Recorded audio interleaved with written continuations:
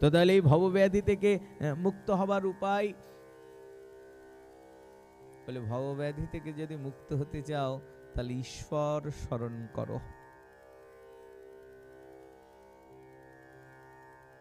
বিনা ঈশ্বর শরণাগতি ভবব্যাধি থেকে মুক্ত হওয়া যাবে না।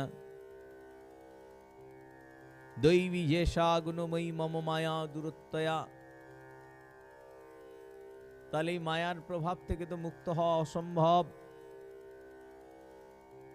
বলে অসুবিধা নাই, মামেব চ প্রপদ্যন্তে মায়ামিতাং তরন্তি তে। যিনি একবার আমার চরণে শরণ নেয় তিনি অনায়াসে এই মায়ার প্রভাব থেকে মুক্ত হয়ে যান। তাহলে সর্বতরূপে আমাদের কর্তব্য হলো তাঁর শরণ